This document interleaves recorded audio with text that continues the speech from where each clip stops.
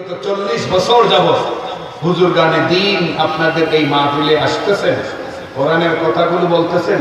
কত মুফাসসির এই চেয়ারে বসে তাফসীর করেছেন, আজ দুনিয়াতে নাই।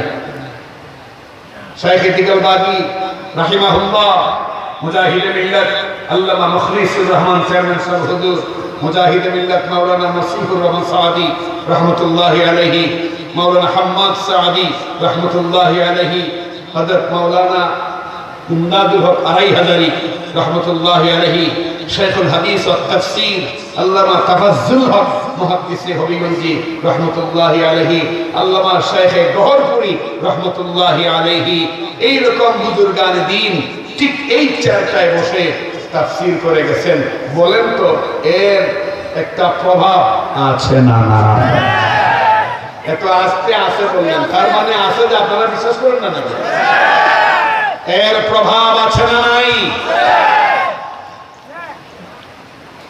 এই প্রভাবের ভিত্তিতে সারা জেলার উপজেলায় বড় বড় তাফসীরের প্যান্ডাল তৈরি হলেও চুনারঘাটের সেই ইতিহাস আর ঐতিহ্য এখনো অক্ষুণ্ণ আছে।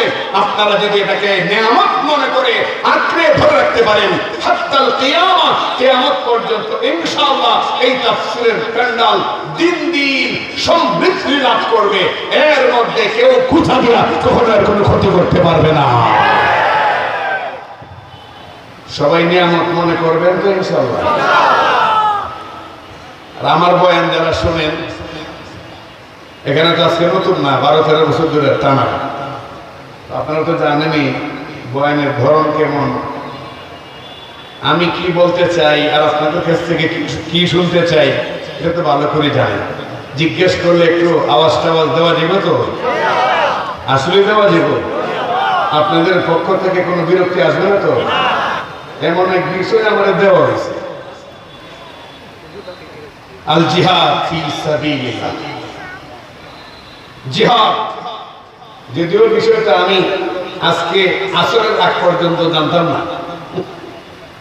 আসরের সময় কর্তৃপক্ষ কল দিয়েছেন, জিজ্ঞেস করলাম বিষয়টা কি। তখন তারা বললেন যে ইসলামে জিহাদের গুরুত্ব, তার তাৎপর্য। এই অল্প সময় যতটুকু মোতালা করছি আস্তে আস্তে গাড়িতে, অতটুকুনি আপনাদের সামনে পেশ করব। আর আমার বয়ানের শেষ দিকেই আমি আশাবাদী মুনাজিরে আজম শাইখুত তাফসীর ইসলামী সংগ্রাম পরিষদ হবিগঞ্জের সংগ্রামী চেয়ারম্যান আল্লামা নুরুল ইসলাম অলিপুরি দামাত বারাকাতুহুম এসে পড়বেন, আমি আশাবাদী। তো হুজুর আসার আগ পর্যন্ত বিষয়টির উপরে আপনাদের সামনে কথা বলবো।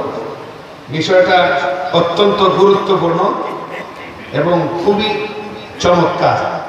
চমৎকার বলতে এমন না যে এটা শুনতে কানে বড় মধুর লাগে, সুরে সুরেলা, নূরে নূরেলা, বিষয়টা এমন না। বরং জিহাদ যেমন গতি সম্পন্ন একটা কর্ম, যে কোনো সময় হয়তো আমার গর্দান উড়ে যাবে, না হয় কাফেরের গর্দান উড়ে যাবে, ঠিক তেমনি ভাবে জিহাদের বয়ানেও যে কোনো সময় তাকবীর চলে আসবে, স্লোগান চলে আসবে, স্বীকৃতি চলে আসবে। প্রত্যেক মুসলমান নিজেকে একজন মুজাহিদ মনে করে প্রত্যেকটা তাকবীরে ধ্বনি উচ্চারণ করতে হবে। পারবেন তো ইনশাআল্লাহ? পারবেন তো ইনশাআল্লাহ? আল্লাহ সকলকে তৌফিক দান করুন। এই বিষয়ে আলোচনার জন্য আমাকে দুটি আয়াত সূরা হজ থেকে নির্ধারণ করে দেওয়া হয়েছে, 39 এবং 40 নম্বর আয়াত। মূলত এই দুটি আয়াতই জিহাদ সংক্রান্ত যত আয়াত আছে এর মধ্যে সর্বপ্রথম এই দুটি আয়াত নাযিল হয়েছে। সর্বমোট পবিত্র কোরআনে জিহাদের আয়াত আছে 484টা আয়াত। কয়টা আয়াত? ধরে কোন না? এখন নাস্তিকদের কথায়, সুশীলদের কথায়, বেয়াদবদের কথায়, জ্ঞান পাপীদের কথায় যদি জিহাদের আমল ছেড়ে দেন, যদি জিহাদের বয়ান ছেড়ে দেন, যদি জিহাদের কর্মসূচি বাদ দিয়ে দেন, তাহলে 484টি আয়াত কোরআন থেকে বাদ দিয়ে দিতে হবে। অথচ 484 আয়াত তো দূরের কথা, কোরআনের একটা নুকতা বাদ দিলেও কাফের হওয়া ছাড়া মুমিন থাকার কোনো সুযোগ। অতএব আমরা বিগত 17 বছরেও ফ্যাসিস্টের আমলেও সারা দেশে আমরা জিহাদের আলোচনা করেছি।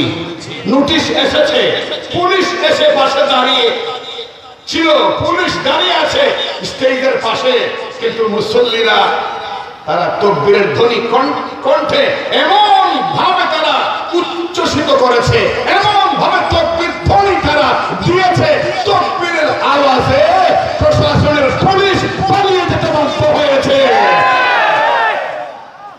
এটাই হলো হকের তাসির। কিসের তাসির? মুহতারাম হাজিরিন, প্রথম আয়াতটিতে আল্লাহ পাক রব্বুল আলামিন বলছেন,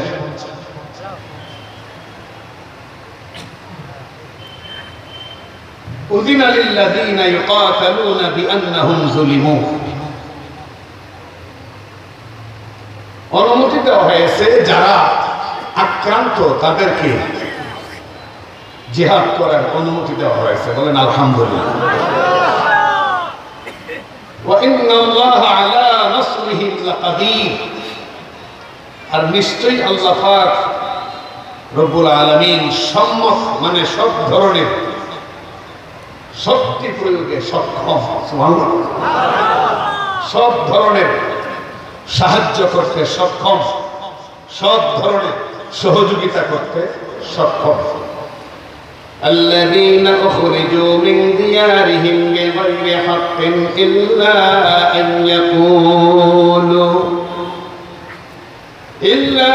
يقولوا ربنا الله। আল্লাহ পাক বলেন তাদেরকে বলতে মুসলমানদের, উখরিজু মিন দিয়ারিহিম বিগাইরি হক, অন্যায়ভাবে তাদের বাড়িঘর থেকে তাড়িয়ে দেওয়া হয়েছে। ওই যে মদিনা থেকে মুসলমানদেরকে তাড়াই দিল মক্কা কাফেররা, আল্লাহ এই জিনিসটাই বলছে, তাদেরকে তাদের ঘর বাড়ি থেকে অন্যায়ভাবে, ন্যায়সঙ্গত ভাবে না অন্যায় ভাবে?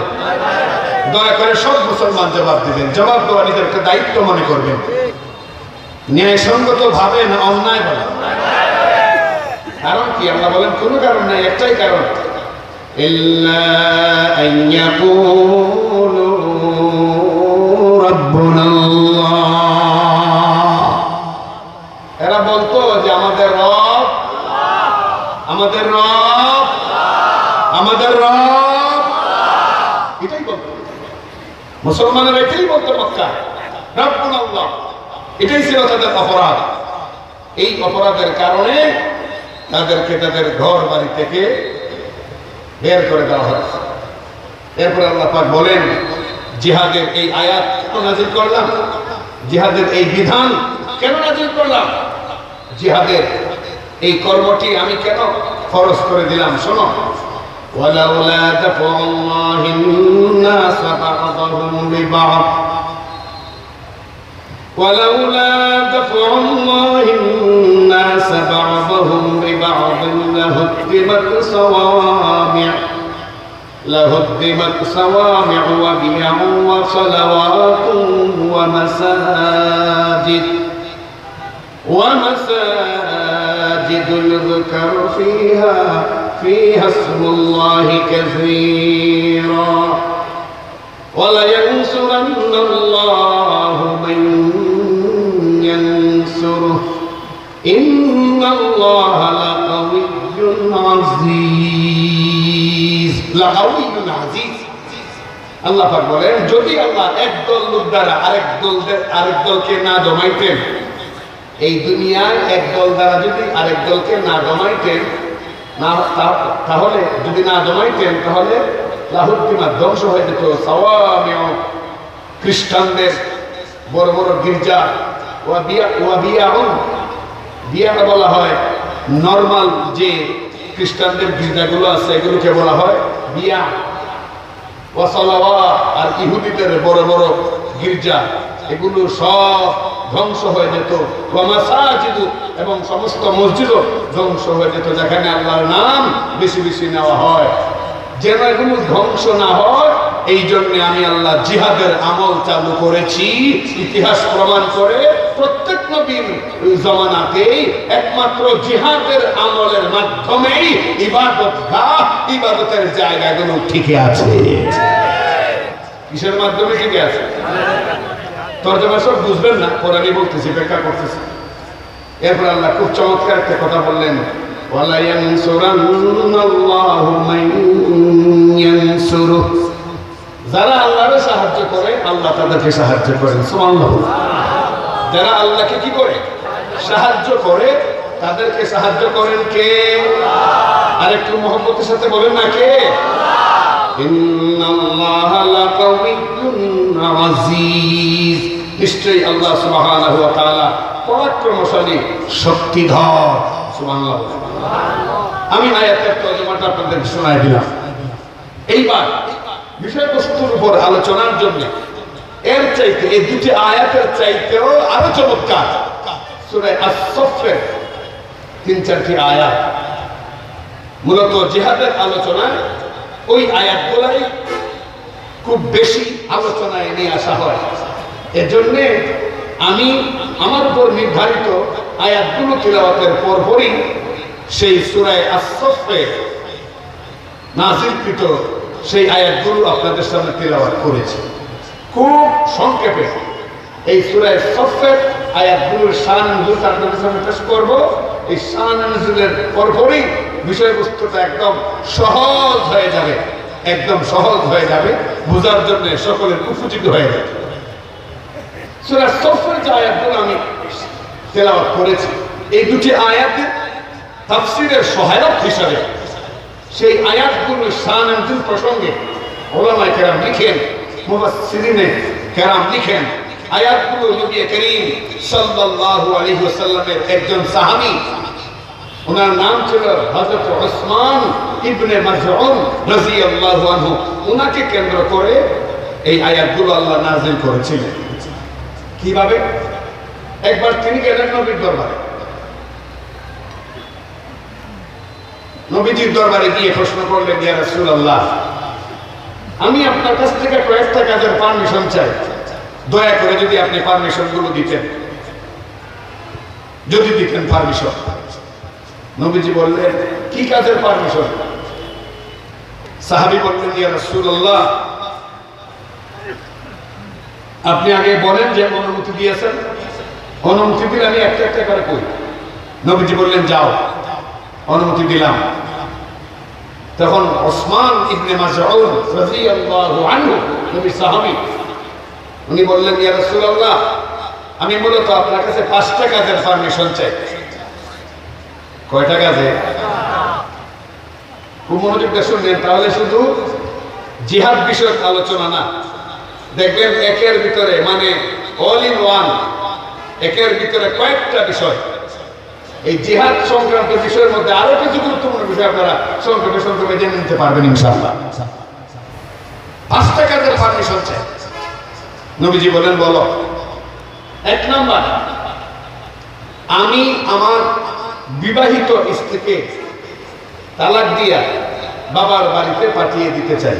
খুব ভালো করে বুঝছেন, আমার বিবাহিত স্ত্রীকে তালাক দিয়ে আমি সংসার বিরাগী হয়ে যেতে চাই, আমি মুক্ত হয়ে যেতে চাই। দেখো, এ নাম্বার। যেই মাত্র কথাটা শেষ করলেন নবীর সাহাবী উসমান ইবনে মাযউন, নবী করিম সাল্লাল্লাহু আলাইহি ওয়াসাল্লামের চোখগুলো বড় হয়ে গেল। বলে কি তালাক দিয়ে দিতে চায়, অথচ তালাক আমি নবীর কাছে একটা অপছন্দমূলক কাজ, যদিও বা শর্ত সাপেক্ষে জায়েজ, কিন্তু আমি নবী এটা পছন্দ করি না। আর আমার সাহাবী কয় বউরে তালাক দিয়ে দিত।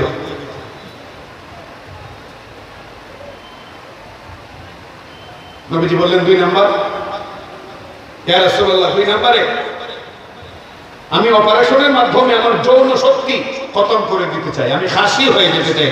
খাসি, নাউজুবিল্লাহ বলেন। জনশক্তি খতম করে দিতে চাই, যেন ইচ্ছে থাকলেও সামনে আর বিয়ে শাদী করতে না পারে।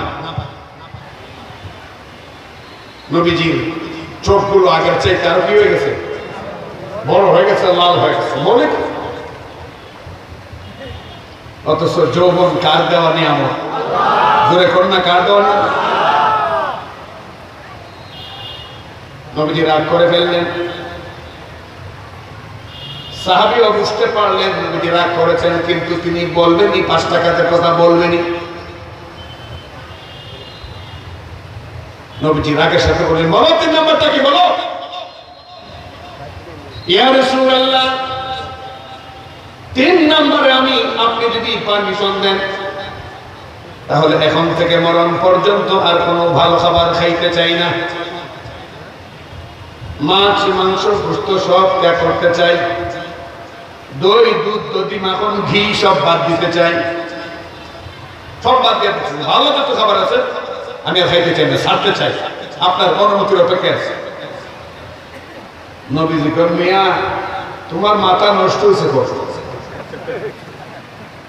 বুঝলাম না, তুমি আমার সাহাবী, হ্যাঁ, আর তুমি এই আজগুবি জিনিসের পারমিশন চাচ্ছ, ব্যাপার কি? নবীজি বললেন, ঠিক আছে, সব কারণ পরে শুনবো, 4 নাম্বারটা কর। ইয়া রাসূলুল্লাহ, আপনি যদি পারমিশন দেন, তাহলে আজ থেকে যতদিন বেঁচে থাকবো আর ঘুমাতে চাই না। দিনে যেরকম জাগ্রত থাকি, ঠিক রাতেও জাগ্রত থাকতে চাই, আর ঘুমাতে চাই না। বুঝছেন নি আপনারা? হ্যাঁ, পারবেন নি আপনারা? যেভাবে নিরবিয়া বসে বুঝাতে পারবে? নবীজি বললেন, ঘুমাইতে চাও না? 3 রাত না ঘুমাই দেখাটা তোর লম্বি ঠিক থাকতো না। হ্যাঁ, 4 নাম্বার বলছো, 5 নাম্বার কো। ইয়া রাসূলুল্লাহ, 5 নাম্বার আমি চাই, এই সংসার সমাজে সব ত্যাগ করে আমি পাহাড়ে যেতে চাই।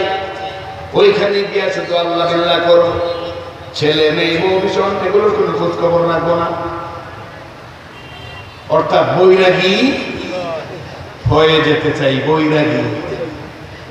বৈরাগী বুঝেননি? বৈরাগী কারে কর? ওই বিয়ানি বাজার, একটা বাজার আছে বৈরাগী বাজার, ওইটা আবার মনে করে না। লা রুহবানিয়াতা ফিল ইসলাম, ইসলামে ওই সন্ন্যাসবাদ আর বৈরাগ্যবাদের কোন স্থান। এইবার নবীজি বললেন, নিয়া এই 5 টাকার পারমিশন দিয়ে চাইলা, তোমার উদ্দেশ্য কি? কয় রাসূল, ইয়া রাসূলুল্লাহ সাল্লাল্লাহু আলাইহি ওয়াসাল্লাম, আমার উদ্দেশ্য কিন্তু খুব মহৎ, উদ্দেশ্য খুব ভালো। আমি আগেই বলছি, অল ইন ওয়ান, একের ভিতরে অনেকগুলো বিষয় যদি সংক্ষেপে শুনতে চান আর শুনে যদি মনে রাখতে চান, তাহলে সর্বোচ্চ মনোযোগ দিয়ে কথাগুলো শুনতে হবে। পারবেন তো ইনশাআল্লাহ? পারবেন? আমার উদ্দেশ্য মহৎ। নবীজি বললেন, কি মহৎ? ইয়া রাসূলুল্লাহ, বউ ভীষণ থাকলে বড় ভেজাল, সারাদিন খালি ফরমায়েশ দেয়, দোকানে বসেও শান্তি পাই না, একটু পরপরই কল দেয়, লোক নাই, মরিচ নাই, পেঁয়াজ নাই, আলু নাই। আর এই এগুলো আসলে পরে আমার শাড়ি দিও, লালটা সবুজ না কালাটা, খালি বায়না আর বায়না। আর সামান্য পান থেকে চুন জমিনে পড়ার আগেই তার বায়না কেন পুরা হইল না, ঝগড়া শুরু করে দেয়। এই বোর্ডারে সামাল দিতে গিয়া 12 ঘন্টায় দিন হয় আর 12 ঘন্টায় রাত হয়, মিললে টোটাল একটা দিন হয়। এই টোটাল 24 ঘন্টার একটা দিন বরবাদ হয়ে যায় শুধু বোর্ডারে সামাল দিতে। এই কারণে তালাক দিয়ে বাবার পাঠাই দিব, বাকি 24 ঘন্টা শুধু আমি আমার মালিককে ডাকবো। আপনারা সুবহানাল্লাহ বললো, রাসূল কিন্তু সুবহানাল্লাহ বলেন না। এই বেড়ার এই কথায় রাসূল কিন্তু সুবহানাল্লাহ বলেন, বরং রাসূল ধমক দিয়েছেন, ধমক দিয়েছে। রাসূল বলছেন, বউরে আলাদা করিয়া বাবার বাড়ি পাঠাইয়া দিয়া তুমি ইবাদত করতে চাও, এমন ইবাদত আল্লাহর দরবারে একটা মশা মাছির দানার সমপরিমাণ কোনো মূল্য রাখে না। বরং আন-নিকাহু মিন সুন্নতি, বিবাহ আমি নবীর সুন্নাত, বিয়ে করা আমি নবীর সুন্নাত। বউ সংসারে রাখা আমি নবীর সুন্নাত। তালাক দেওয়া আমি নবীর সুন্নাত নয়, তালাক দেওয়া আমি নবীর আদর্শ নয়। ঠেকা বসত তালাক জায়েজ থাকলেও আমি নবী পৃথিবীর মধ্যে দুইটা হালাল কাজকে বড় ঘৃণা করি, একটা হলো তালাক আর একটা হলো ভিক্ষাবৃত্তি। এই দুইটা জিনিসকে আমি বড় ঘৃণা করি, যদিও কোন কারণে জায়েজ, কিন্তু আমি তা ঘৃণা করি আর দোয়া করি আমার কোন উম্মতকে আল্লাহ যেন তালাকের পরিস্থিতির মধ্যে না ফেলেন, আমার কোন উম্মতকে হাতে থালা বাসন নিয়ে যেন ভিক্ষার চর্য বৃত্তিতে আল্লাহ যেন তাকে না ফেলেন, আমি এই দোয়া করি। অতএব বউ তালাক দেওয়া যাবে না, বউ তালাক দেওয়া যাবে না। ও সাহাবী শোনো, বউ তালাক দেবা কেন? বউ তালাক না দিয়া সংসার করো, সংসার করো। স্বামী স্ত্রী দুইজন মুখোমুখি হলে মুস্কি হাসি দিলেও তোমাদের সগীরা গুনাহগুলো শীতকালে গাছের পাতা যেমন ঝরঝর করে ঝরে যায়, এইভাবে স্বামী স্ত্রীর গুনাহগুলো ঝরে যায়। সুবহানাল্লাহ, খুব আস্তে কইতেছেন, আমি কিন্তু কেস দোষী। সুবহানাল্লাহ, কেন আপনারা আসতে বলতেছেন? আমি কিন্তু কেস দোষী। আর কেসটা হইল বর্তমান সময়ে বাংলাদেশে দাম্পত্য জীবনের অবস্থা বড় নাজুক। দাম্পত্য জীবনের অবস্থা বড় নাজুক। স্বামী স্ত্রী মিল নাই। আপনি যদি ঘর গণেন, ঘর বাসা যদি গণেন, 20টা বাসা গণলে 2টাতে পাবেন হয়তো কিছু মিল আছে। 18টার মধ্যে স্বামী স্ত্রীর প্রতি কোনো আস্থা নাই, স্ত্রী স্বামীর প্রতি কোনো আস্থা নাই। স্বামীর বেচারা যদি না থাকে, কোন কোন ক্ষেত্রে কোন কোন নারী, যাকে ডাইনি নারী বলা হয়, পরকীয়ার প্রেমে লিপ্ত হয়ে স্বামীর ইতিহাস, ঐতিহ্য, সম্মান সব মাটির সঙ্গে মিশিয়ে দেয়। নবীজি বললেন এটার পারমিশন আমি দিতে পারি না। 2 নাম্বার, তুমি যৌবন শক্তি খতম করতে চাও, যৌবন শক্তি খতম করতে চাও। যৌবন কি তোমার বাবা? যৌবনের মালিক কে? আল্লাহ। চুনারঘাটের শাহিদ গায় এই মুহূর্তে বসা মর্দে মুমিন মুজাহিদের আওয়াজ দেন, যৌবনের মালিক কে? আল্লাহ। যৌবনের মালিক তো আল্লাহ। তুমি আল্লাহর দেওয়া নিয়ামত তুমি কর্তন করে ফেলাই দিবা, এই সাহস তোমাকে কে দিল? কে দিল? বরং যৌবন এমন একটা নিয়ামত যে যৌবন কালে ইবাদত করলে বৃদ্ধকালে কোন কারণে ইবাদত করতে না পারলেও হাদিসের মধ্যে আছে যৌবন কালের ইবাদতের বরকতে বৃদ্ধকালে নামাজ না পড়েও নামাজের সব পাওয়া যায়, জিহাদ না করেও জিহাদের সব পাওয়া যায়, রোজা না রাখেও রোজার সব পাওয়া যায়। সুবহানাল্লাহ, জুড়ে বলছে না? আমি তো পারমিশন দিতে পারবো না। আর 3 নম্বরের কাছে ভালো ভালো খাবার বাদ দিবার লাগে। এই মিয়া, ভালো খাবার তো আল্লাহ পাকের নিয়ামত। কার নিয়ামত? আল্লাহ তোমাকে তৌফিক দিলে ভালো খাইবা। তৌফিক দিয়েছে আল্লাহ, প্রত্যেকদিন ভালো মাছ, দেশি রুই মাছ, দেশি কাতল মাছ এগুলো খাইবার তৌফিক আল্লাহ দিয়েছে। সপ্তাহে 2-3 দিন গরুর গোশত খাওয়ার তৌফিক দিয়েছে। কিন্তু তুমি সেই তৌফিক কাজে না লাগাইয়া বাজারে গেলে পরে খালি মরা মাছের দিকে নজর যায়। আসেনি এমন কিছু ভদ্রলোক? হ্যাঁ, যে ভদ্রলোকের লাগি পরিবারের লোকের আল্লাহ কাছে দোয়া করে, আল্লাহ তোমার আজরাইলে এত লোক দেখে, আমরা করে বুড়াটা দেখে না, এই লোকটার জন্য ভালো হইতে পারি না, ভালো পড়তে পারি না, ভালো চলতে পারি না। এমন কিছু বখিল ঘরওয়ালা আছে না নাই? সাবধান হয়ে যান, সাবধান। হাদিসে রাসূল বলছেন বখিল জান্নাত থেকে দূরে, আল্লাহ থেকে দূরে, রাসূল থেকে দূরে, কোরআন থেকে দূরে, ইসলাম থেকে দূরে, উলামায়ে কেরাম থেকে দূরে, শুধু জাহান্নামের কাছাকাছি মরকর যাইতে। এই জন্য ওই তৌফিক থাকার পরও ছোট মাছ, তৌফিক থাকার পরও সুটকি, তৌফিক থাকার পরও কম দামি জিনিস খাইনা সংসার চালাইয়া নিজের পণ্ডিত মনে করো। পণ্ডিত না, তোমার থেকে বোকা দুনিয়াতে আর কেউ নাই। রাসূল বললেন নিজের পারমিশনও দিতে পারবো না। তৌফিক থাকলে ভালো খাইবা, এটা আল্লাহ পাকের হুকুম। 4 নম্বরে ঘুম বাদ দিতে চাও, না না এটাও পারবা না। আল্লাহ বলছেন ওয়াজআলনাল লাইলা লিবাসা, রাতটা এটা একটা পোশাক তোমাদের মধ্যে, যে ঘুমাও এটা পোশাক। পোশাক পরলে যেরকম মানুষটাকে খুব হ্যান্ডসাম মনে হয়, স্মার্ট মনে হয়, ভালো লাগে, ঠিক তদ্রুপ ভাবে কেউ যখন রাতের ঘুমটা ঠিক মতো ঘুমায়, সকালবেলা উঠে দিনের কাজের জন্য তার প্রস্তুতিটা বড় আরামদায়ক হয়। ঠিক কিনা বলেন? আর 5 নম্বরে তুমি বৈরাগী হয়ে যেতে চাও, এই সুযোগ আমার কাছে নাই। আমার ইসলামে বৈরাগ্যবাদের কোনো চিহ্ন নাই। তখন সাহাবী বললেন ইয়া রাসূলুল্লাহ, আমার তো উদ্দেশ্য ভালো। নবীজি বললেন উদ্দেশ্য ভালো হলো, ভালো হইলেই হয় না, কাজের পদ্ধতিতে আমি নবীর সুন্নাত মোতাবেক না হলে উদ্দেশ্য ভালো, এই দোহাই দিয়ে কাজ করলে হবে না। উদ্দেশ্য ভালো, উদ্দেশ্য কি ভালো, এই উদ্দেশ্য ভালো, এই দোহাই দিয়া এই সমাজে কত কবর পূজা হচ্ছে, ঠিক দেখুন আসতে এই উদ্দেশ্য ভালো দোহাই দিয়া কত কবর পূজা হচ্ছে, উদ্দেশ্য ভালো দোহাই দিয়া নবীর নাম জপে জপে শিরক করা হচ্ছে ইহুদি খ্রিস্টানদের মতো, আর বুক ফুলিয়ে বলা হচ্ছে আশিকে রাসূল। আশিকে রাসূল তো নয়, আশিকে শয়তান হওয়ার যোগ্যতা রাখে না। উদ্দেশ্য ভালো। এক বেডি জামাইরে খুব পছন্দ করে, খুব পছন্দ, কথায় কথায় মিনিটে মিনিটে আই লাভ ইউ করে।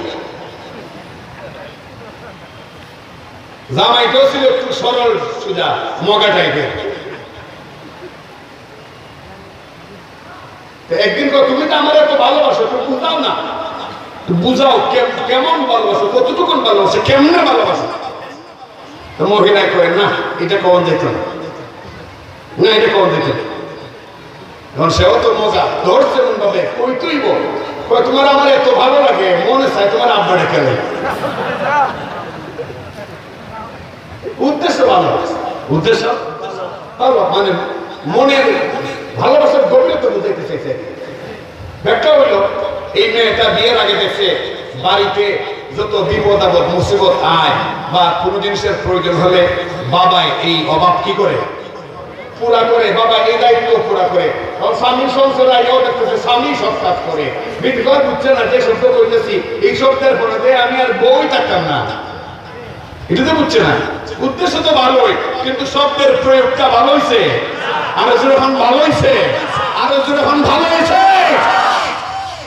তুমি জিরাবে খাইবা ভালো কথা, তুষাসিন্নি খাইবা ভালো কথা, বন রুটি খাইবা ভালো কথা, কিন্তু রসুলের নাম জড়িয়ে কবিতার ছন্দে ছন্দে যা বলছো যদি ব্যাখ্যা করি তাহলে প্রমাণ হবে এই চুনারু ঘাটে এমন অসংখ্য মানুষ আছে যারা বহু আগেই ঈমান হারা হয়ে গেছে, ঈমান তাদের নষ্ট হয়ে গেছে, শেষ হয়ে গেছে, ঠিক না? উদ্দেশ্য ভালো কি হয় না কাজের পদ্ধতি নবীর তরিকা মতো হওয়া লাগে, নবীর তরিকা মতো হওয়া লাগে। তখন রাসূল করিম সাল্লাল্লাহু আলাইহি ওয়াসাল্লাম বললেন তোমার উদ্দেশ্য ভালো, উদ্দেশ্য ভালো, কিন্তু তোমার তরিকাটা ঠিক না, তরিকাটা ঠিক না, এই কারণে আমি পারমিশন দিতে পারি না। মুহতারাম হাজিরিন, তখনই সাহাবী উসমান ইবনে মাযউন রাদিয়াল্লাহু তাআলা আনহু বললেন ইয়া রাসূলুল্লাহ, তাহলে আপনার কথায় বোঝা গেল বউ তালাক দিতে পারবো না, লজ্জাস্থান কেটে ফেলতে পারবো না, যৌবন ধ্বংস করতে পারবো না, ভালো খাবারও চাটতে পারবো না, আর আমি রাতের ঘুমও বাদ দিতে পারবো না, আর বৈরাগীও হতে পারবো না, এগুলো কোনোটাই করতে পারবো না। নবীজি বলেন হ্যাঁ সঠিক বুঝেছো, কোনোটাই করতে পারবো না।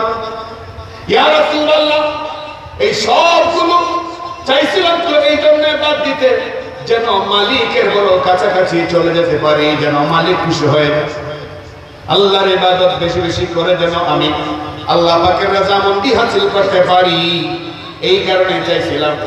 এখন আপনি যেহেতু নিষেধ করলেন, আপনার বরাবর আমি আবার একটা ফরিয়াদ জানাই, আপনার বরাবরে আমি একটা আরজি পেশ করি, দয়া করে আমার এই আরজিটার জবাব দিয়ে।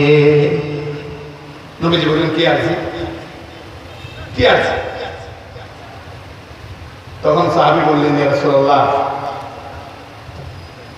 আমি সব দিক থেকে বৈবাহিক জীবন, সংসার জীবন, বউ, যৌবন শক্তি, তারপরে ভালো ভালো কবিগুলো দিয়ে খাওয়া দাওয়া ফিরেও, ঘুম ঠিক রাখেও, বৈরাগী না হইয়া বরং সমাজে বসবাস করেও আপনার কাছে আমি একটা আরজি পেশ করছি, সেটা হইল এই সবগুলো ঠিক রাখিয়া অল্প আমলে খুব সহজে আমি কেমনে আমার মালিকের কাছে পৌঁছতে পারি।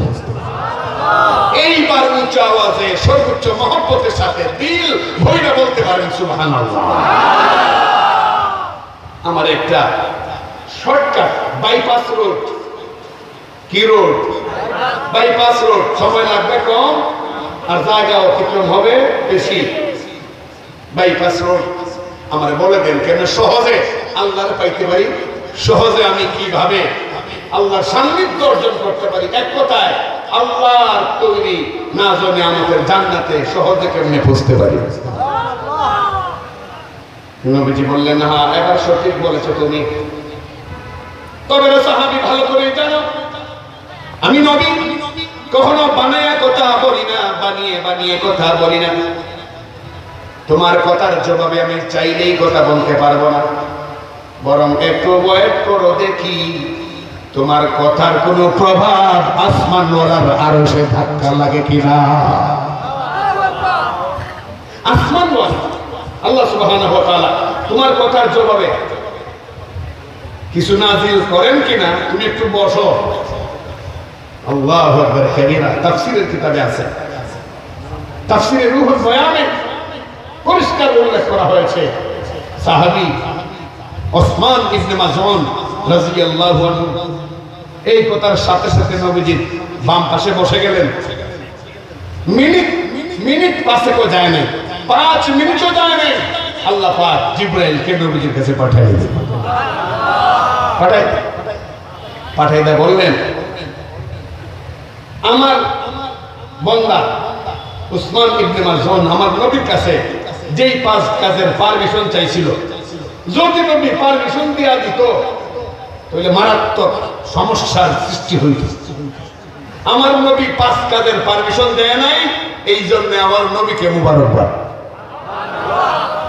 আর নবী 5 কাজের পারমিশন না দিয়া তাকে সঠিক পদ্ধতিতে কাজ করার যে উৎসাহ দিয়েছেন, আর এই কারণে সে মেনেও নিয়েছে। আর নবী বলছেন আল্লাহর পক্ষ থেকে কি আসে দেখো, এই জন্য সে বসেও আছে। এইটার জন্য আমার বান্দা উসমান ইবনে মাযউনকেও মুবারকবাদ।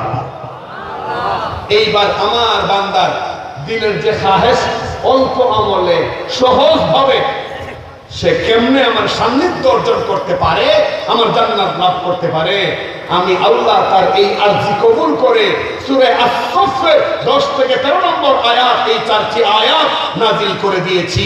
আমার বান্দা উসমান ইবনে মাযউনের মানে আরজির প্রেক্ষিতে নাজিল করলেও কিয়ামত পর্যন্ত যত মানুষ ঈমান আনবে, আমাকে আল্লাহ বিশ্বাস করবে, আমার রাসূলকে রাসূল বিশ্বাস করবে, কুরআন বিশ্বাস করবে, ইসলামকে মানবে, তাদের সকলের জন্যই আমি এই আয়াতের মধ্যে সমাধানটা দিয়েছি।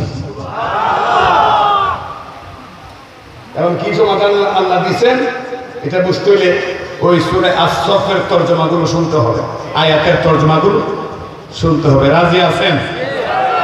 জওয়ান আর যুবক অনেক ভাইরা দাঁড়িয়ে আছেন, ময়দানে অনেক জায়গা আছে, বিষয়টা অত্যন্ত গুরুত্বপূর্ণ। দাঁড়িয়ে দাঁড়িয়ে শুনলে ফেস থেকে যেতে পারে, ভুলও শুনতে পারেন, কারণ দাঁড়ানোটাও একটা কষ্ট, কষ্টের মধ্যে কোনো বিষয় মনে রাখা এটা আরো কষ্ট, ঠিক কিনা বলেন? জায়গা যখন আসতে বসেন, এটা কোনো এমন কাজ না যে বসতে পরে আপনার উপকার থেকে খালি, বরং বসতে দেরি হবে। আপনি যে আল্লাহ পাকের একজন মুআদ্দাব বান্দা, আল্লাহর ডায়েরিতে উঠাতে দেরি হবে না। মেহেরবানি করে বসে যান। মুনাজিরে আজম শাইখ তাফসীর আল্লামা অলিপুরি দামাত বারাকাতুহুম এসে যেন সুন্দর একটা পরিবেশ পান। আর সুন্দর পরিবেশ যখন কোনো আলোচক দেখেন, তখন ওনার আলোচনা আল্লাহই এমন সুন্দর করে দেন, এমন এমন কথা মুখ থেকে বের হয় যা কল্পনা করা যায়। এজন্য আমি সকল যুবককে বলবো, জায়গা আছে, সারা মাসে কত রাত আর কত ঘন্টা কত ভাবে আপনারা কাটিয়েছেন, আজকে এই তাফসীরের প্যান্ডালে এসেও যদি না বসেন, দাঁড়িয়ে থাকেন, তাহলে এটা শুভ লক্ষণ নয়। আমি অনুরোধ করবো তারা সকল যেন বসে যায়। মুহতারাম হাজিরিন, এবার শুনুন সাহাবীর এই আরজির প্রেক্ষিতে আল্লাহ পাক কি সমাধান দিলেন। সাহাবী কি আরজি করছিলেন? অল্প আমলে কেমনে সহজে জান্নাতে যাওয়া যায়। আপনারাও চাননি? আওয়াজ খুব দুর্বল, তার মানে কেউ কেউ চায় আর কেউ কেউ কয় দরকার কি, আমার তো দোকান অনেক বড়, আমি তো অনেক টাকার মালিক, এই হুজুরদের কথায় হার না কইয়া লাভ আছে। আমরা সবাই সংক্ষিপ্ত রাস্তায় জান্নাতে পৌঁছতে চাই কি চাই না? আল্লাহ পাক সমাধান দিলেন। কি সমাধান? يا أيها الذين آمنوا هل أدلكم على تجارة تنجيكم من عذاب أليم হে ঈমানদারগণ ইয়া আইয়ুহাল্লাযীনা আমানু হে ঈমানদারগণ তাহলে বোঝা গেল শুধু উসমান ইবনে মাযউন রাদিয়াল্লাহু আনহু উনাকে লক্ষ্য করেই বলেন নাই, সমস্ত ঈমানদারদেরকে লক্ষ্য করে ইয়া আইয়ুহাল্লাযীনা আমানু হে ঈমানদারগণ হাল আদুল্লুকুম আলা তিজারা খুব মনোযোগ দিয়ে তরজমা শুনুন। শোনার মধ্যে যারা সফল হতে পারবেন আমলের মধ্যে ইনশাআল্লাহ তারা সফল হবে। শুনতে গিয়ে যদি কেউ ব্যর্থ হন, শুনতে না পারেন বা মনোযোগ পুরা দিতে না পারেন, তাহলে আমল করতেও সুবিধা হবে। হে ঈমানদারগণ হাল আদুল্লুকুম আলা তিজারা আমি কি তোমাদেরকে একটা ব্যবসার সন্ধান দেব? আল্লাহ প্রশ্ন করতেছেন ঈমানদারদেরকে, আমি কি তোমাদেরকে একটা ব্যবসার সন্ধান দেব? তুনজিকুম মিন আযাবিন আলীম যেই ব্যবসা করলে কঠিন যন্ত্রণাদায়ক আযাব থেকে মাপ পাওয়া যাবে। সুবহানাল্লাহ বলেন। আল্লাহ প্রশ্ন করছেন এমন ব্যবসার সন্ধান কি আল্লাহ দেবেন? আল্লাহ জানেন বান্দা ব্যবসা বড় পছন্দ করে, ব্যবসা বড় পছন্দ করে। এই ব্যবসার ধান্দায় পড়িয়া জুহর বাদ দেয়, আসর বাদ দেয়, মাগরিব বাদ দেয়, দোকানে সাঁতার তো লাগাই না, নামাজের দাওয়াত দিলে কয় হুজুররা আপনারা বুঝবেন না দুনিয়া বড় কঠিন। ঠিক কিনা বলেন? হুজুর দাওয়াত দিল নামাজে, তুমি হুজুরে টেস্ট লাগাইয়া বলো দুনিয়া বড় কঠিন। আল্লাহর কসম করে বলছি তুমি এইরকম টেস্ট লাগাইয়া নামাজের দাওয়াতকে ফিরিয়ে দেওয়ার কারণে শুনে রাখো আখিরাতে বড় কঠিন। জোরে এখন ঠিক কিনা? আল্লাহু আকবার। আল্লাহ জানেন ব্যবসা বান্দারা খুব পছন্দ করে, এই জন্য আল্লাহ ব্যবসার কথা বলছেন তিজারা। হে ঈমানদারগণ আমি কি তোমাদেরকে এমন একটা ব্যবসার সন্ধান দেব যেই ব্যবসা অবলম্বন করলে কঠিন যন্ত্রণাদায়ক শাস্তি থেকে মুক্তি পাওয়া যাবে।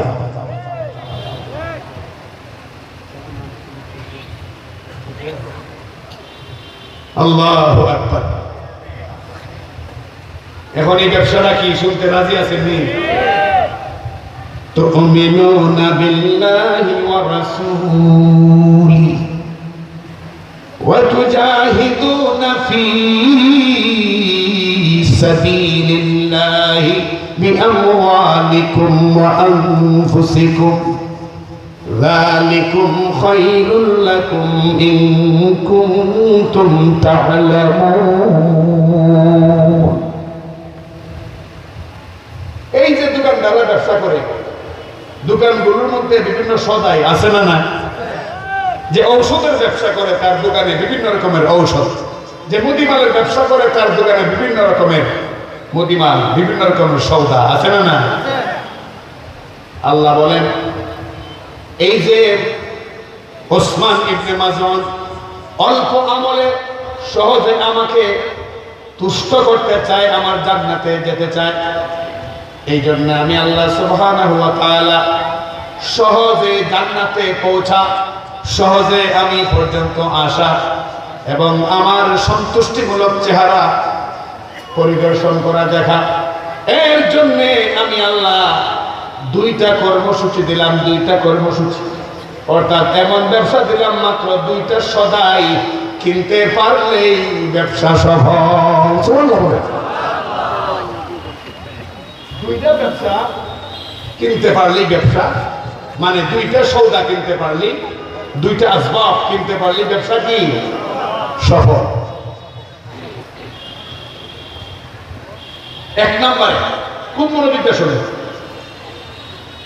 তুমিনুনা বিল্লাহি ওয়া রাসূলিহি আল্লাহর উপরে নিরঙ্কুশ ঈমান এবং রাসূলের উপরে নিরঙ্কুশ ঈমান। এটা হলো এক নাম্বার। এটা কয় নাম্বার? কাজ দুইটা, দুইটা কাজ করলে সুজা জান্নাত। কোন হাদিসে এই আয়াতের ব্যাখ্যা করতে গিয়ে পয়গম্বর আলাইহিস সালাম পরিষ্কার উল্লেখ করেছেন এই দুইটা কাজ সঠিকভাবে যারা করবে জান্নাতের সবগুলো দরজা খুলে দেওয়া হবে, প্রত্যেকটা দরজা দিয়া এই লোকটাকে জান্নাতে আসো, জান্নাতে ঢুকো, আল্লাহ নিয়ামত ভোগ করো, আমার মধ্যে আসো বলে 8টা দরজা থেকে তাকে আহ্বান করা হবে। এক নম্বরে তুমিনুনা বিল্লাহি ওয়া রাসূলি, আল্লাহ এবং তার রাসূলের উপরে ঈমান, নিরঙ্কুশ ঈমান। আজকে যেহেতু বিষয়বস্তু আমার জিহাদের উপরে, এই জন্য আজকে ঈমান বিল্লাহ এবং ঈমান রাসূলের উপরে ঈমান, কিতাবের উপর ঈমান বিষয়গুলো আজকে বললাম না, অন্য কোনো মুহূর্তে সময় আসলে বলবো। 2 নাম্বার ওয়া তুজাহিদুনা ফি সাবিলিল্লাহি বিআমওয়ালিকুম ওয়া আনফুসিকুম। 2 নাম্বার হইল জান আর মাল দিয়া, আল্লাহর দেওয়া সম্পদ দিয়া, আল্লাহর দেওয়া জান দিয়া এই জমিনে আল্লাহর দ্বীন কায়েমের জন্য জিহাদ করা। সুবহানাল্লাহ বলেন। না না, এই আওয়াজে না, উচ্চ আওয়াজে বলেন আল্লাহু আকবার। একটা কণ্ঠ মেহেরবানি করে স্তব্ধ রাখবেন না বা মুখ বন্ধ রাখবেন না, উচ্চ আওয়াজে সবাই একসাথে আল্লাহু আকবার, আল্লাহু আকবার। 2 নাম্বার আল্লাহর রাস্তায় জিহাদ করা জান মাল দিয়া। তাহলে হবে কি? আল্লাহ বলেন যালিকুম খায়রুল লাকুম ইন কুনতুম তা'লামুন, এটা তোমাদের জন্য বড় কল্যাণকর যদি তোমরা বুঝতে। বড় কল্যাণকর, বড় লাভজনক। কি লাভ? ইয়াগফির লাকুম যুনুবাকুম, তোমাদের গুনাহ সব মাফ করে দেওয়া হবে। আল্লাহ এবং তার রাসূলের উপরে পূর্ণ বিশ্বাস যদি রাখো আর আল্লাহর রাস্তায় জিহাদ করো, তোমাদের সব গুনাহ আল্লাহ মাফ করে দেবে। ويدخلكم جنات تجري من تحتها الأنهار ومساكن طيبة, আর এমন জান্নাতে আল্লাহ তোমাদেরকে ঢুকাইবেন যদি এই 2টা কাজ করতে পারো। মাত্র 2টা কাজ। কয়টা? আরো জোরে, আরো জোরে। কাজ মাত্র 2টা। এই 2টা কাজ যদি করতে পারো, এমন জান্নাতে আল্লাহ ঢুকাবেন যেই জান্নাতের তলদেশে নদী প্রবাহিত। সুবহানাল্লাহ বলেন। দুধের নদী, শরাবের নদী, সুপেয় পানির নদী প্রবাহিত। আল্লাহ বলেন উত্তম বাসগৃহ সেই জান্নাতে তোমাদেরকে দেওয়া হবে। সুবহানাল্লাহ বলেন। শুধু তাই না, পরের আয়াতে আল্লাহ বলেন ওয়া উখরা তুহিব্বুনাহা নাসরুম মিনাল্লাহ ওয়া ফাতহুন করিব ওয়া বাশশিরিল মুমিনিন। আর আল্লাহ বলেন তোমাদের আমি দ্বিতীয় আরেকটা জিনিস দেবো যেটা তোমরা খুব পছন্দ করো। সেটা কি? সেটা হইল বিজয় দেব তোমাদেরকে। বিজয়, বিজয় দেব, এমন বিজয় দেব হাজারো হাজার কাফের মুশরিকরা একদিকে থাকবে, তোমরা হাতে গোনা কয়েকজন একদিকে থাকবে, এরপরও বিজয় তোমাদেরকে আমি আল্লাহ দান করব। ওয়া ফাতহুন করিব, আল্লাহ বলেন তোমাদেরকে সাহায্য, আমার পক্ষ থেকে সাহায্য আর বিজয় দেওয়া হবে। তাহলে সংক্ষেপে সহজভাবে আল্লাহ পর্যন্ত পৌঁছতে এবং আল্লাহর তৈরি জান্নাতে যেতে, এখানে এই আয়াতে আল্লাহ পাক কয়টা কাজের সন্ধান দিলেন? জুড়ে বলেন কয়টা? 1 নম্বরে আল্লাহ এবং তার রাসূলের উপরে পূর্ণ ঈমান, সহিহ ঈমান। 2 নম্বরে জিহাদ ফি সাবিলিল্লাহ করতে রাজি আছেন? জিহাদ ভয় লাগে না শুনলে? আল্লাহ দীর্ঘ একটা সময় কলমের মালিক ছিল নাস্তিকেরা। কলমের মালিক কে ছিল? কলামিস্টরা ছিল নাস্তিক, ইঞ্জিনিয়াররা নাস্তিক, বুদ্ধারা নাস্তিক, সুশীলরা নাস্তিক। এই নাস্তিকের বাচ্চারা আল্লাহ পাক যে একটা ফরজে আইন ইবাদত দিয়েছেন জিহাদ, এই জিহাদটাকে ওরা ওদের মনের মতো কইরা জঙ্গিবাদ আর সন্ত্রাসবাদের সাথে একত্রীকরণ করে সারা বিশ্বে, সারা দুনিয়ায় জিহাদের প্রতি মানুষের মনটাকে ঘাবড়ে তুলছে। ঠিক কিনা বলে? আসলে কি জিহাদ সন্ত্রাস? জিহাদ কাকে বলে? জিহাদ শব্দটি জাহাদুন বা জুহুদুন থেকে এসেছে। এর আবিধানিক অর্থ হইল, শাব্দিক অর্থ হইল প্রাণান্তকর চেষ্টা চালানো, যে কোনো কাজকে পুনরুদ্ধার করার জন্য প্রাণান্তকর চেষ্টা চালানো। আর পরিভাষায় জিহাদ বলা হয় লিইলাই কালিমাতিল্লাহ, আল্লাহ পাকের কালিমাকে, আল্লাহর দ্বীনকে উঁচু করে ধরা, আল্লাহর দ্বীনের ঝান্ডাকে সারা দুনিয়ায় পকপক করে ওড়ানো, আল্লাহর বিধানকে, আল্লাহর কোরআনের বিধানকে সারা দুনিয়ায় নাফিজ করা, প্রতিষ্ঠা করা, এটাই হলো জিহাদ। এটাই কি জিহাদ? মূলত জিহাদ সন্ত্রাস নয়, বরং সন্ত্রাসের মূল উৎপাদন করার জন্য সবচেয়ে বড় হাতিয়ার। আরো জোরে বলুন ঠিক কিনা? এখন জিহাদকে যারা সন্ত্রাস বলে, কেন বলে? তাদেরকে জিজ্ঞেস করলে তারা জবাব দেয় ইসলাম শান্তির ধর্ম, এর মধ্যে কেন মারামারি খুনাখুনি থাকবে, রক্তারক্তি থাকবে, একজন আরেকজনের গর্দান উড়িয়ে দেবে, কেন এই সিস্টেম থাকবে? তারা খুব সুকৌশলে সরল মনা মুসলমানদেরকেও এই ফান্দে ফালাইয়া দেয়। এই জন্য দেখা যায় আমরা যখন জিহাদের ওয়াজ করি, অনেক সরল মনা মুসলমান সে দলের খাতিরে, রাজনীতির খাতিরে বা তার মূর্খতার খাতিরে সে অনেক সময় নিজে মুসলমান হওয়া সত্ত্বেও জিহাদের বিরুদ্ধে দাঁড়াইয়া যায়। আওয়াজ করে বলে ঠিক না? অথচ পয়গম্বর বলছেন যার মনে জিহাদ করার মতো তামান্না নেই, যার দিলে জিহাদ করার মতো তামান্না নাই, সে মুনাফিক। সে কি? সে কি? সে মুনাফিক। সে মুনাফিক। খুতবায় আমি হাদিস পড়েছি, রাসূল করিম সাল্লাল্লাহু আলাইহি ওয়াসাল্লাম বলেন ওয়ালামু আন্নাল জান্নাতা তাহতা জিলালিস সুয়ুফ। জেনে রাখো দুনিয়ার মানুষ, জেনে রাখো দুনিয়ার মানুষ, জেনে রাখো, ভালো করে শুনে রাখো, ভালো করে জেনে রাখো দুনিয়ার মানুষ, যে জান্নাত তরবারির নিচে রয়েছে। সুবহানাল্লাহ বলবেন না? তরবারির নিচে রয়েছে মানে কি? জিহাদ করলি জান্নাত, জিহাদ করলি কি জান্নাত। জিহাদের মাধ্যমে এই যে আল্লাহ 40 নম্বর আয়াত সূরা হজের 40 নম্বর আয়াতে বলছেন যে খ্রিস্টানদের সময় মানে ঈসা আলাইহিস সালাম যখন সত্য দিন নিয়ে ছিলেন উনার জমানায়, তখন উনার জমানায় উনাকে যারা মানত তাদের ইবাদতগাহগুলো যেগুলো আছে এগুলোকে রক্ষার জন্য উনি এবং উনার হাওয়ারি যারা ছিল এদের উপরেও জিহাদ আমি ফরজ করেছিলাম, তারা জিহাদ করেছে। এই কারণে ঈসা আলাইহিস সালামের জমানায় ইবাদতগাহগুলো অক্ষুণ্ণ মানে থেকেছে। মূসা আলাইহিস সালামের জমানায় যে ইহুদিদের যে ইবাদতগাহ ছিল সেই ইবাদতগাহগুলো এক পর্যায়ে আক্রান্ত হয়ে যাচ্ছিল। আমি জিহাদ ফরজ করে দিয়েছিলাম, মূসা আলাইহিস সালাম তাদের সঙ্গী সাথী নিয়ে জিহাদ করে ইবাদতগাহগুলোকে আমি মানে রক্ষা করেছি। আর শেষ নবী মুহাম্মদ সাল্লাল্লাহু আলাইহি ওয়াসাল্লাম উনাকে আমি ইবাদত করার জন্য মসজিদ দান করেছি, গোটা দুনিয়ায় মসজিদ আমি দিয়েছি। এই মসজিদগুলো, মাদ্রাসাগুলো, ইবাদতগাহগুলো, শিক্ষা প্রতিষ্ঠানগুলো যদি রক্ষা করতে হয় জিহাদ ফি সাবিলিল্লাহ পন্থা অবলম্বন করা ছাড়া শুধু মানে নিউ নিউ করে নরম সুরে কথা বলে এগুলো রক্ষা করা যাবে না।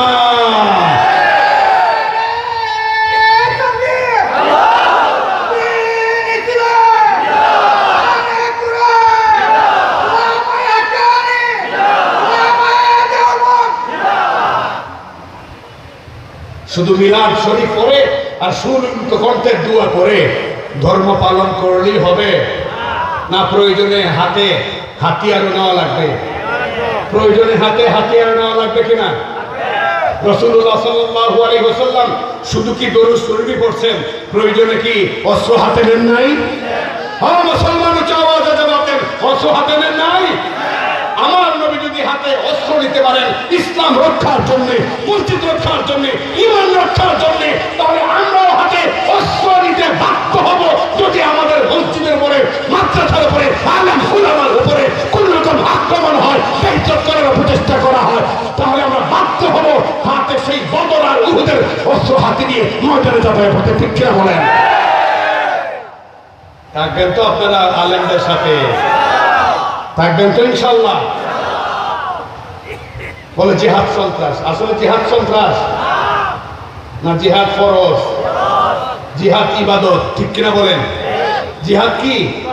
তোমরা যতই তত্ত্ব সন্ত্রাস চালাও জিহাদকে দুনিয়া থেকে দূর করতে পারবে না।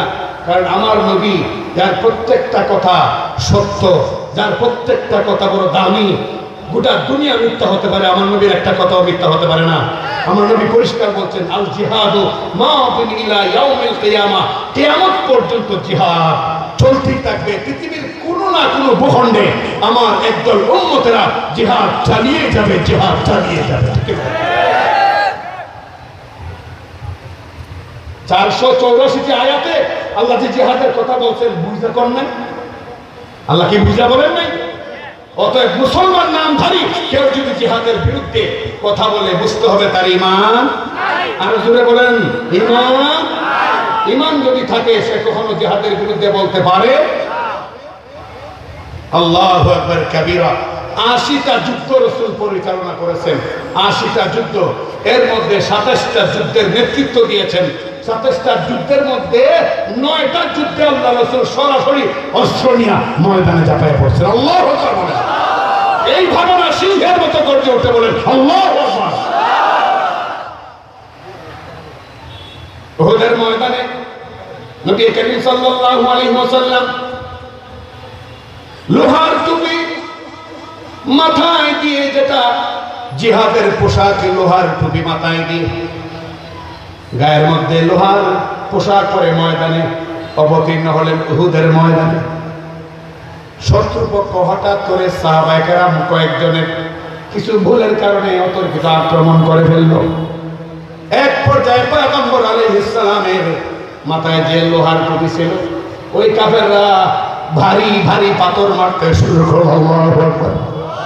ওই পাথরের আঘাতে পয়গম্বর আলাইহিস সালামের লোহার টুপির কড়াগুলো দুই দিকে ভিতরে ঢুকে গেল। মুহতারাম হাজিরিন, প্রচন্ড রক্তস্রোত, উহুদের ময়দান একেবারে লালে রঙিন হয়ে যেতে লাগলো। পয়গম্বর আলাইহিস সালাম গর্তে পড়ে গেলেন। দৃশ্যটা দেখলেন আবু বকর সিদ্দিক রাদিয়াল্লাহু আনহু দৌড়ায় আসলেন। আরেকজন সাহাবী উবাইদা ইবনে জাররাহ রাদিয়াল্লাহু আনহু, তিনিও দেখলেন, দৌড়ায় আসলেন। উবাইদা ইবনে জাররাহ রাদিয়াল্লাহু আনহু বললেন, হে আবু বকর, লোহার কড়া ঢুকে গেছে রাসূলের মাথার মধ্যে। হে আবু বকর, এই লোহার কড়াটা আমি দাঁত দিয়ে কামড় দিয়ে আনতে চাই, মেহেরবানি করে সুযোগটা আপনি আমাকে দেন। হে আবু বকর, ওই হিজরতের রাতে পয়গম্বর আলাইহিস সালামের সাথে ওই গুহায় যা আপনি ছিলেন, আপনার এক রাতের ওই ইবাদত আমরা সমস্ত সাহাবীদের সারা জিন্দেগীর ইবাদত এক জায়গায় করলেও হবে না। অতএব দয়া করে আজকে আর আপনি এটা খুলতে যায় না, আমাকে খুলতে দেন।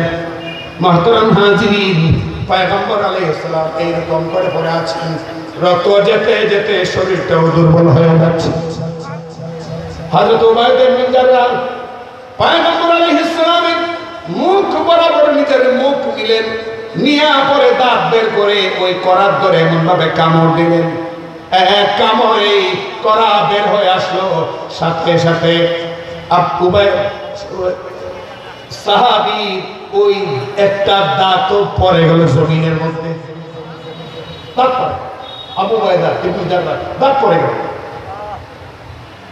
মুহতারাম হাজিরিন, একটা করা খুললো আর একটা করা বাকি।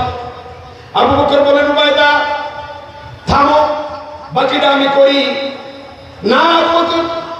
দ্বিতীয়টা আমি করবো, শুধু দ্বিতীয়টা নয়, যদি আরো থাকে আরো করবো। এমনকি একটা একটা করে আমার 32টা দাঁত যদি নাই হয়ে যায়, কোন আফসোস থাকবে না।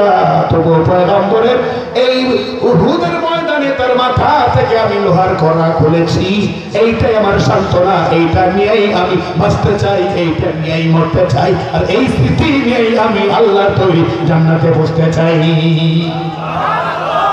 সুযোগ দেন।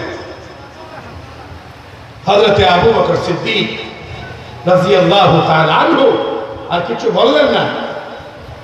আবু উবাইদা ইবনে জাররাহ রাদিয়াল্লাহু আনহু তিনি দ্বিতীয় লোহার কড়া ধরে টান দিলেন।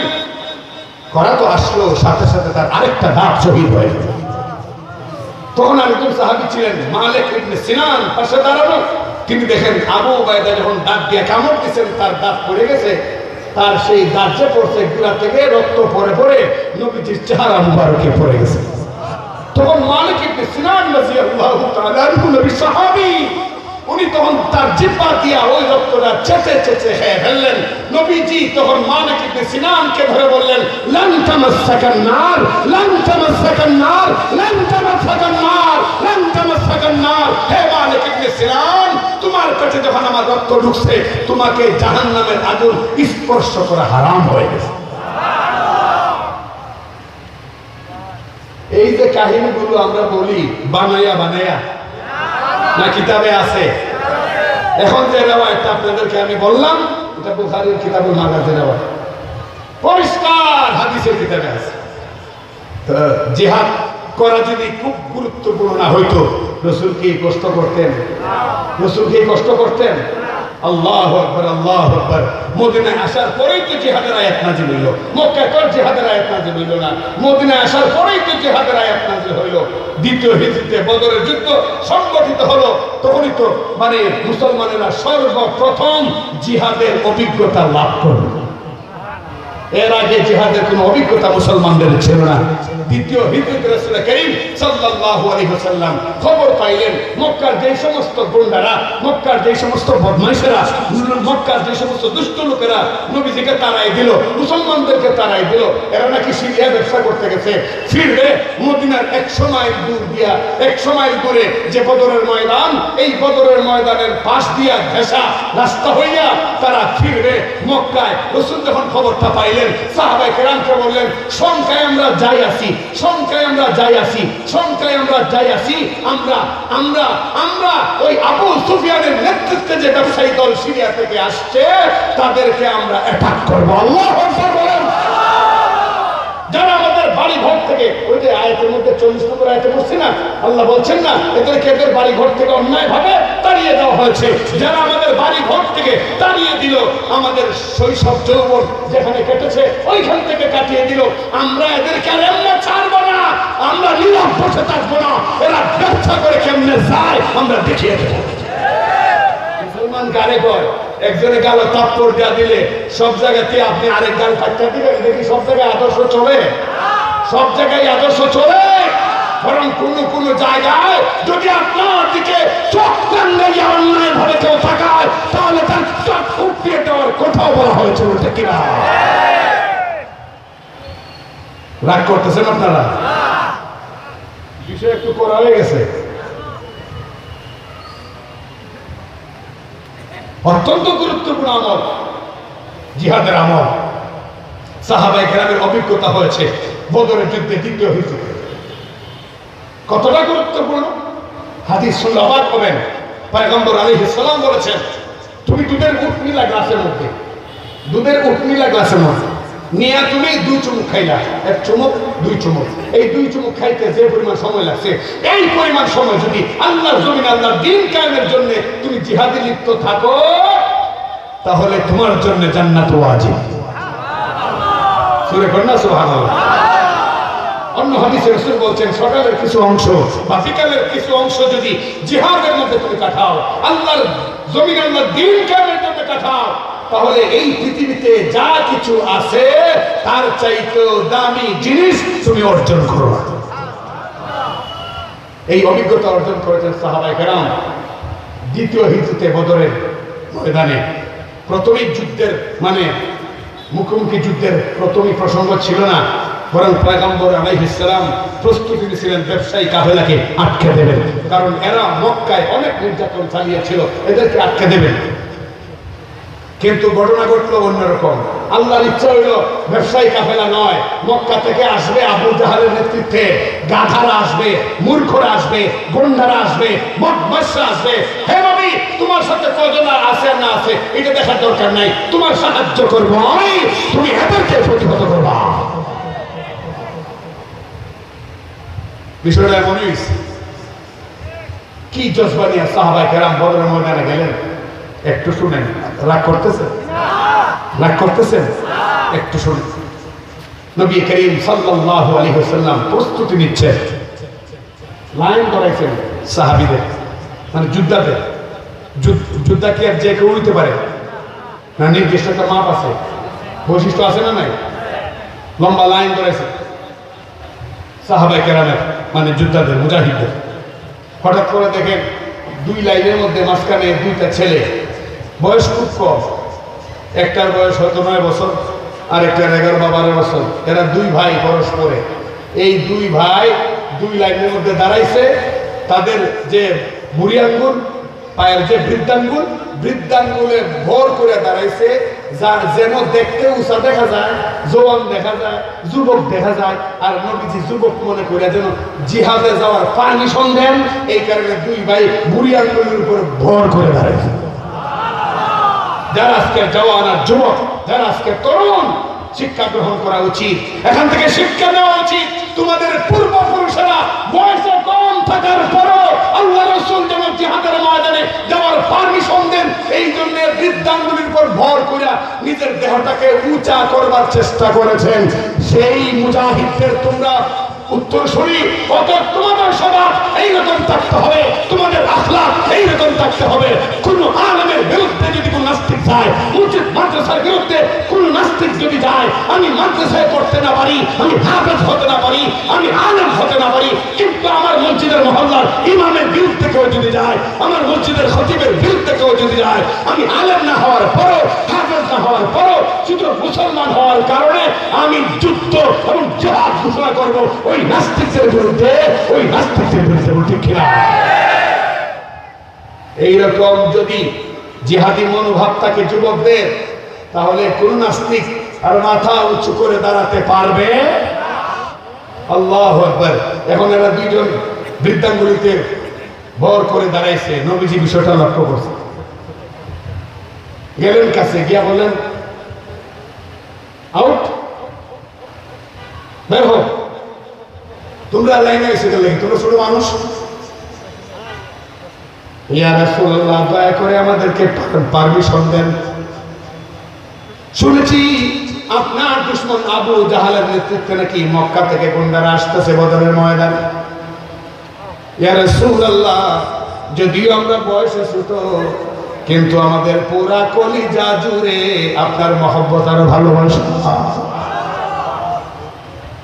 ইয়া রাসূলুল্লাহ, সব সময় দোয়া করি আল্লাহর কাছে, আল্লাহুম্মা ইন্না নাসআলুকা হুব্বাক ওয়া হুব্বা নাবিয়্যিক ওয়া হুব্বা আসহাবিহি ওয়া আজওয়াজিহি ওয়া আহলি বাইতি ওয়ারযুকনা ইত্তিবা'a সুন্নতিহি واحشرنا في زمرته وادخلنا في عشاقه وخدام دينه। সবসময় আল্লাহর কাছে দোয়া করি, আল্লাহ যেন সুযোগ দেন, আল্লাহকে যেন ভালোবাসতে পারি, আল্লাহর যেন আশিক হতে পারি, নবীর যেন আশিক হতে পারি। আমরা ছোট হইলইব কি, আমাদেরকে দেন, একটা সুযোগ দেন। নবী বলেন, না হইতে পারে না। জিহাদের ময়দানে এই ছোট বাচ্চারা তোমরা কোনো কাজ করতে পারবে না। এরা দুই ভাই, বুখারী রাওয়াতে একজনের নাম মাআজ, আরেকজনের নাম মুআওয়াজ। আফরা নামের এক মহিষী নারীর ছেলে হইলেন এরা দুইজন। আফরা নামের এক মহিলার সেই গুণবান ছেলে দুইটা। নবীজি বের করে দিলেন। তখন কাতার থেকে একটু দূরে গিয়া ছোট বাচ্চারা মাআজে কয়, ইয়া রাসূলুল্লাহ, আমার একটু বক্তব্য দয়া করে আপনি শুনেন, পরে আপনার ইচ্ছা যাইতে দেন বা না দেন। সুবহানাল্লাহ বলবেন না? ইয়া রাসূলুল্লাহ, আজকে খেলাধুলা শেষ করে বাসায় ফিরলাম, গিয়া দেখি আমার মা কাঁদতেছেন। জিজ্ঞেস করলাম, মাকে কাঁদো কেন? মা বললেন, কাঁদি এই জন্যে, দিনের নবী মুহাম্মদ সাল্লাল্লাহু আলাইহি ওয়াসাল্লাম 13টা বছর মক্কায় ছিলেন।